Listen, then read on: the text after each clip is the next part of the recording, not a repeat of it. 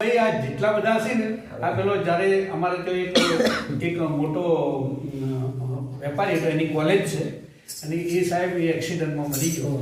તો એ જ્યારે બીમાર પડ્યો હોસ્પિટલમાં, જ્યારે એને લઈ ગયા ને છેલ્લે એને થોડુંક લખીને મોકલાયું બધાને કે આ સંસારમાં છે ને આ જે પૈસો ટકો એ કાંઈ નથી.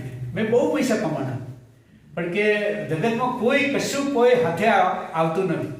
પેલો એક હમણાં આ રતન ટાટા મરી ગયા. હવે એના જેવા માણસો એ માણસો ઘણું બધું હાથે લઈ ગયા. બોલો, આટલી બધી કંપનીઓ, ટાટા કંપનીઓ આ છે, આ હોયથી લઈને છે કે એન્જિન બને, મોટા વિમાન બને, એટલું ટાટાનું સામ્રાજ્ય. હવે ટાટાએ જે સેવાઓ કરી છે ને, એ ટાટાના જે ટ્રસ્ટો છે ને, એ સાહેબ અત્યારે એ માણસ અમર થઈ ગયો. કોઈની તાકાત નથી, અમર થઈ ગયો, કોઈની તાકાત નથી. હવે એને કહેવાય મોત. એ હાથે લઈને જાય, આવું બધું ભાતું હાથે લઈને જાય.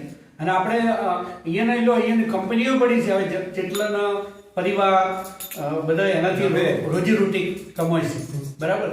એટલે કહેવાનો મતલબ કે એવી જિંદગી જીવું એ માણસ. જેને ભાઈ તમારા પાસે 5 રૂપિયા મળ્યા હોય તો તમે 50 પૈસા કોકને આપો.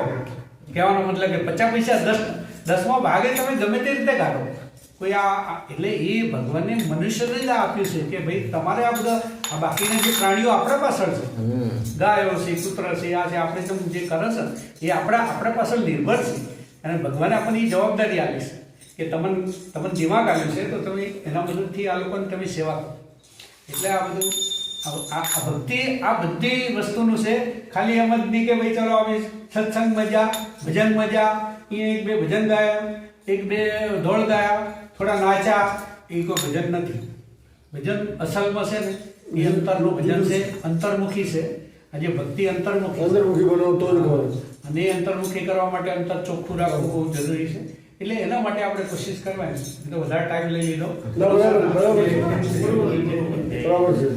આ બધા મુદ્દા છે, બરાબર. બાકી તો બધા સંતો તો જેટલા આવ્યા, ગિરધારી મહારાજ, પછી આપણે આ પરથીરામ મહારાજ, એ બધા સત્સંગ કરે જ છે આપણે, બરાબર. પણ એ લોકોનો શું પ્રભાવ હોય, એ લોકો જે આટલા ટાઈમથી ભક્તિ કરી અને આટલા ટાઈમથી સીધા જેટલા સ્ટેજ ઉપર એમણે સત્સંગ કરેલો છે એટલે એમને સરસ્વતી એમના મોઢામાં છે આવી ગઈ, બરાબર. પણ આપણને મને જે મારી જિંદગીમાં હું સંતો હાથે બેઠેલો અને મેં જે હોભળેલો અને મેં જે પુસ્તકો વાંચેલા એમાંથી મેં સાર એટલો કે આપણે કમસે કમ છે ને જે મનુષ્યનો જે અવતાર આવ્યો ને એ મનુષ્યનો અવતાર આપણે એળે ના જાય કે ભાઈ એટલા માટે આપણે કે કમસે કમ આપણે માણસ તો બનાવો, બીજું કોઈ ના. પછી આગળની વાત ભગવાન બનવાની. એટલે તો સાહેબે કીધું નર નારાયણ તારી કાયા બને. આ નરનું જે શરીર છે ને એ જ નારાયણ બની શકે, બીજા કોઈ શરીર નારાયણ ના બની શકે.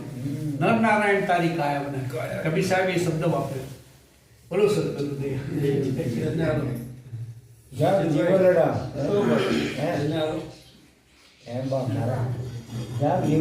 કોઠે આવેલું નામ બંધ કરે.